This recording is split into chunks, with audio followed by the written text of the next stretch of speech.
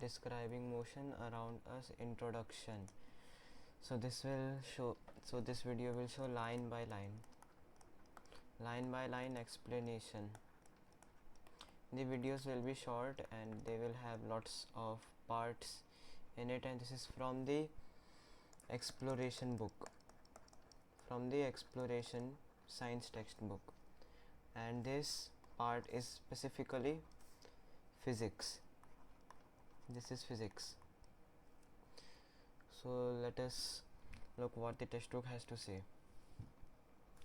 Everything in nature is in motion.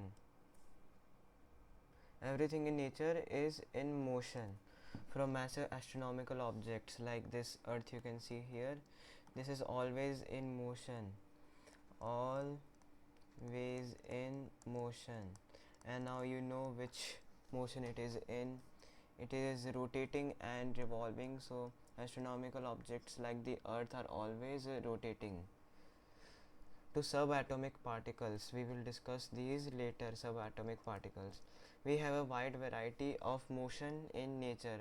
There are lots of examples of motion in nature. Even we are in motion right now, such as flitting butterflies. So butterflies, you might have seen them, they always go from place to place while their wings are moving. So their wings are in motion, they themselves are also in motion. Slithering snakes, we all have seen snakes. So this is what a snake will look like, and it always moves. Hopping hares, you can imagine hares as a rabbit, it looks like a rabbit. Galloping horses, what does galloping mean? Galloping means it runs very fast, so almost like this is so a horse always runs like this very fast, so it is also in motion. Tendrils of climbers twinning around a support. So you might have seen that climber plants, they are always climbing. That is why they are known as climbers. They get support, they get like this, they are always climbing around a support. Closing of fly traps, so this is an image of a fly trap, and this part closes, so this is also in motion. Dancing or dust particles in a sunbeam, if you were to open a window in a very dark room with sunlight, you can see the full ray and some dust particles in it, so those dust particles are also always moving.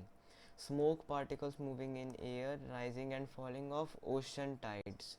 Ocean tides, we know, we have studied in earlier classes that you may have heard that at night the water level is a bit up and on daytime it is down. And gathering clouds. So this is the first paragraph. Now moving on. Isn't motion in nature wonderful? But how do we study wide variety of complex motions around us? So motion is very wonderful, we all know that, but how do we study it? So in the first chapter of this book we were studied that to explore a complex phenomenon, scientists first study in its idealized simplified forms. So they first studied simplified forms, such as types of motion are linear, circular and oscillatory. Linear motion, as its name says, go in a line just like how this car in a highway moves in a straight line, assuming doesn't change its lanes. Circular, like the movements of its wheel are circular. And oscillatory, like a pendulum which repeats its motion. Oscillatory, about which you learned in earlier grades. In this chapter you will learn more about linear motion, so this chapter will discuss more about linear motion and uniform circular motion and some circular motion. And also when we talk about circular motion, if this is a wheel and this is a rotating wheel, so this wheel is not in circular motion. We can say a point is in circular motion, or a better example would be a fan. Let's imagine that there is a fan. So there's a fan and it's one of its blades is in circular motion, not the center, its blades is in circular motion. So now let's look at what else they have to say. The last slide. Earlier you learned about some physical quantity such as distance. So we remember physical quantities which measure the physical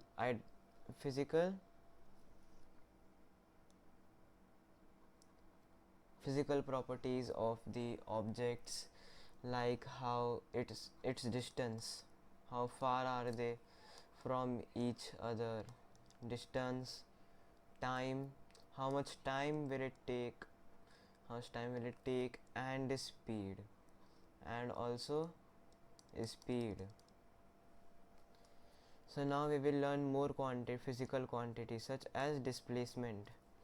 So what is displacement? We will see that later. It's just basically the initial and final point, whether the path is like this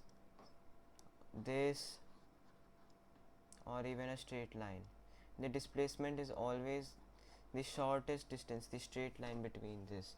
Average velocity, you will see that later, and average acceleration, we will also see that later. You will also learn to describe motion not only in words but also with numbers. So now we are also going to do numericals, a lot of numericals in this chapter, and equations. Some of the equations are also given, and graph. We will learn how to plot motion in graph. In graph, how can we plot motion? So that's it. Thank you.